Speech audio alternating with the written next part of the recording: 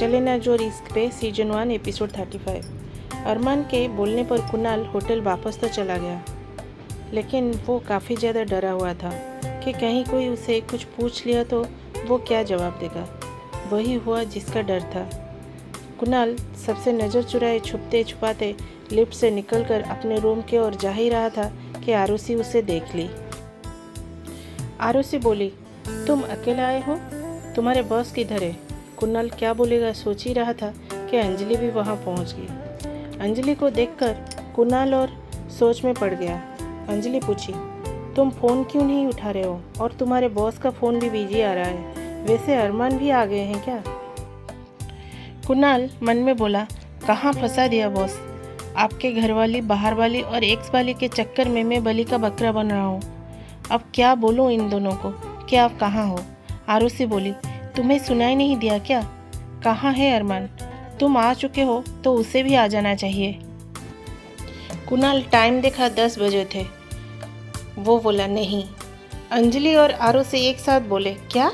कुणाल बोला, मतलब business dinner है, इतनी जल्दी थोड़े ही फिनिश होगा। मुझे अनईजी फील हो रहा था तो बॉस मुझे रेस्ट करने को बोले और मैं यहाँ आ गया। जिस होटल पर बिजनेस मीटिंग है वो होटल उन्हीं में से एक पार्टनर का है। अगर ज़्यादा लेट होगा तो बॉस वहाँ रह जाएंगे, कल मॉर्निंग आएंगे। आरुषि बोली, अच्छा ऐसी बात है। वैसे कौन से होटल पर मीटिंग चल रही है? कुणाल अब घबरा गया। वो सीधा अपना पेट पकड़कर बोला, इमरजेंसी है आरुषि मैडम, पेट बहुत ख़राब है। एक्सक्यूज मी बोलकर अंदर अपने रूम पर जाकर डोर क्लोज कर दिया। अंजलि बोली, आरुषि भाभी, आपको नहीं लगता कुणाल कुछ छुपा रहा है? आरुषि मन में बोली, बेवकूफ़ लड़की, लगेगा क्या वो सच में छुपा रहा है अपने बस का अफेयर। अंजलि बोली, क्या सोच रही हो भाभी? आरुषि बोली, वही जो तुम सोच रही हो। वैसे मैं तो अरमान का भाभी हूँ, इसलिए मुझे पता होना ना होना अलग बात है, लेकिन तुम तो उसके मंगेतर हो, तुम्हें पता होना चाहिए अरमान इस वक्त कहाँ है। अंजलि को आरुषि की बातें चुभी और वो बोली, भाभी तो आप अब बनी हो, पहले तो आप उनके बेस्ट फ्रेंड थे ना, या फिर उससे भी ज़्यादा? बोलकर वहाँ से जाने लगी। अंजलि को जाते हुए देख आरुषि बोली, हाँ सही कहा तुमने, बहुत खास रिश्ता था हमारा बीच, या फिर कहूँ कि अभी भी है। अंजलि पीछे मुड़कर बोली, फिर किस बात की टेंशन है? आप पता लगाइए आपकी खास दोस्त है कहाँ। बोलकर चली गई। आरुषि भी कुछ देर कुणाल के रूम को देखकर वहाँ से चली गई। कुणाल लेंस से देखा, जब कोई बाहर दिखा नहीं वो धीरे से डोर खोलकर बाहर झांका। जब देखा दोनों चले गए हैं तो चैन की सांस लिया और अंदर जाकर अपने लिए खाना ऑर्डर किया। नंदिनी और अरमान दोनों डाइनिंग टेबल पर बैठे थे। नंदिनी चुप बैठी थी। कौन पहले बोलेगा यही समस्या था। नंदिनी के फ़ोन पर मौसी की फ़ोन आया। नंदिनी फ़ोन उठाकर हेलो बोली तो उधर से देवकी मौसी बोली, बिटिया मेडिसिन याद करके ले लेना। नंदिनी बोली, जी मौसी मैं ले लूँगी, आप अपनी बेटी और नाती नातिन के साथ टाइम बिताइए। देवकी बोली, यहाँ हूँ लेकिन तुम्हारी चिंता भी है मुझे। नंदिनी बोली, नहीं मौसी आप बेफिक्र रहिए, ये है मेरे साथ। नंदिनी के मुंह से अपने बारे में ऐसा सुनकर अरमान नंदिनी को देखा। नंदिनी फ़ोन रखकर गुलाब जामुन अरमान के लिए निकालने को हुई तो अरमान बोला, तुम बैठो मैं निकाल रहा हूँ। नंदिनी बोली, नहीं आप बैठिए मैं निकाल देती हूँ। अरमान बोला, सारी प्रिपरेशन तुम ही की हो तो क्या मैं इतना भी नहीं कर सकता? नंदिनी अपनी हाथ पीछे ले ली। अरमान बाउल में गुलाब जामुन निकाल कर नंदिनी के सामने रखा, दूसरा अपने सामने। नंदिनी बोली, मुझे मीठी चीज़ अच्छी नहीं लग रही है, मैं नहीं खा पाऊंगी, आप बुरा तो नहीं मानेंगे ना? अरमान स्पून को बाउल में रखकर कुछ सोचकर मुस्कुराने लगा। नंदिनी हैरानी से पूछी, क्या हुआ, आप मुस्कुरा क्यों रहे हो? अरमान बोला, कुछ नहीं। 10 सेकंड बाद फिर से मुस्कुराने लगा। नंदिनी थोड़ी सी नाराज होकर बोली, अब बोल ही दीजिए, जो सोचकर मुस्कुरा रही हो। ऐसे अगर आप बिना बात के स्माइल करते रहेंगे तो मैं यहाँ से चली जाऊँगी। अरमान बोला, बस ऐसे ही कॉलेज टाइम का एक बात याद आ गया। नंदिनी बोली, आपके कॉलेज टाइम का? क्या, बोलिए। अरमान बोला, नहीं रहने दो, तुम सुनोगी तो सोचोगी डॉक्टर होकर कैसी बात कर रहा हूँ। नंदिनी बोली, आपको कैसे पता मैं क्या सोचूंगी? आप बताइए, आप क्या सोचकर स्माइल कर रहे हो? मुझे भी जानना है। अरमान बोला, जब हम सब मेडिकल स्टूडेंट थे तब हम वहाँ हॉस्पिटल पर काम करते थे। वहाँ पर स्पेशली इंडियन, पाकिस्तानी, बांग्लादेशी या नेपाली या फिर दूसरे कंट्री के प्रेग्नेंट लेडी पूछते थे क्या होगा, बेटा या बेटी, भले ही हमें पता हो क्या होगा, हम उन लोगों को नहीं बताते थे। फिर कुछ रिक्वेस्ट करने लगते थे तो हम सब उनको यही बताते थे, अगर मीठा चीज़ खाने का मन करे तो बेटा और खट्टी चीज़ खाने को मन हो तो बेटी। और तुम्हें पता है ये बात 70% सच भी हो जाता था।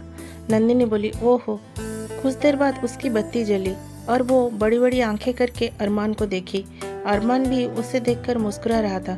नंदिनी बोली, इसका मतलब आप ये बोल रहे हो मुझे बेटी होगी, लेकिन मुझे तो बेटा चाहिए। अरमान बोला, लेकिन मुझे तो बेटी चाहिए। नंदिनी बोली, नहीं बेटा होगा। अरमान बोला, तुम्हें कैसे पता? मैं जानता हूँ बेटी होगी। नंदिनी बोली, मैं माँ हूँ, मुझे पता है बेटा ही होगा और मुझे बेटा ही चाहिए। अरमान बोला, तुमसे ज़्यादा मुझे पता है क्योंकि मैं इसकी पापा हूँ और साथ में डॉक्टर भी, और मुझे बेटी चाहिए। तुम्हारे चाहने से क्या होता है? नंदिनी एकदम से चुप हो गई और कुछ बोली ही नहीं। उसकी आंखें भर आई। अरमान भी नंदिनी को देखकर चुप हो गया।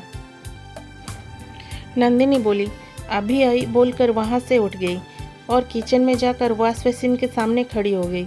आंखों से आंसू गिरने लगे थे। वो जल्दी में अपनी आंसू को साफ करने लगी। आंसू के साथ साथ आंख पर लगे काजल भी बहने लगे, जिससे उसके आंख के नीचे एक काली लाइन पड़ गई। नंदिनी पीछे मुड़ी तो अरमान सामने खड़ा था। नंदिनी हड़बड़ाकर बोली, वो मैं आ ही रही थी, आपको कुछ और चाहिए? अरमान किचन के ड्रॉयर से टिश्यू निकाल कर बोला, हाँ चाहिए। नंदिनी बोली, क्या चाहिए? बोलिए, मैं लेकर आती हूँ। अरमान बोला, तुम आओ मेरे साथ, मैं बताता हूँ। अरमान नंदिनी के हाथ पकड़कर उसे बेडरूम लेकर गया। नंदिनी हैरानी से अरमान को देख रही थी। अरमान नंदिनी को लेकर ड्रेसिंग टेबल के सामने बिठाया। नंदिनी हैरानी से अरमान को देख रही थी।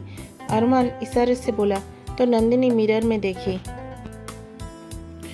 अपनी आंखों के नीचे काले दाग देखकर टेबल के ड्रॉयर से कॉटन निकालने को हुई तो अरमान साइड में रखे एक चेयर पर बैठकर बोला, रुको मैं साफ कर देता हूँ। नंदिनी के हाथ वहीं थम सी गई थी। अरमान हाथ में पकड़े टिश्यू से नंदिनी के आंखों के नीचे लगे काले दाग को साफ करते हुए बोला, ये दाग आगे से कभी नहीं देखना चाहता हूँ, लेकिन इसका मतलब ये नहीं तुम काजल नहीं लगाओगे। नंदिनी अरमान की बातों को समझने की कोशिश कर रही थी।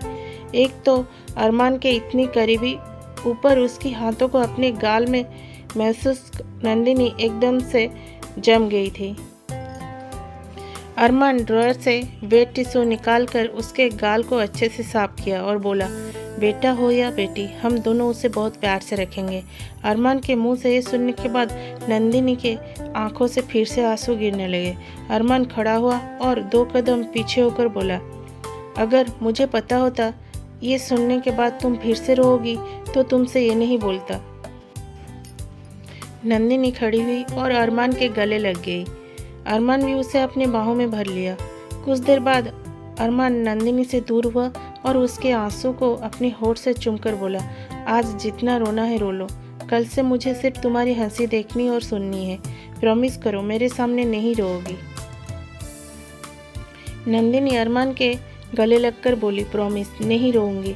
अरमान नंदिनी को खुद से अलग किया और बोला, अब तुम्हारी परमिशन हो तो मैं बैठ जाऊं? पैर में दर्द होने लगा है। नंदिनी परेशान होकर बोली, मैं भी पागल हूँ, आप बैठिए, मैं आपके लिए गुलाब जामुन लेकर आती हूँ।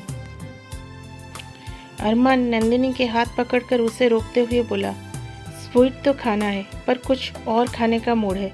नंदिनी परेशान होकर बोली, लेकिन मैं सिर्फ गुलाब जामुन ही बनाई हूँ। अरमान बोला, ट्यूबलाइट। नंदिनी पूछी, मतलब? अरमान बोला, बताता हूँ बोलकर नंदिनी को अपने पास खींच लिया तो नंदिनी अरमान के गोद में आकर बैठ गई। इससे पहले नंदिनी कुछ समझ पाती अरमान उसके होठ पर अपना होठ रख दिया।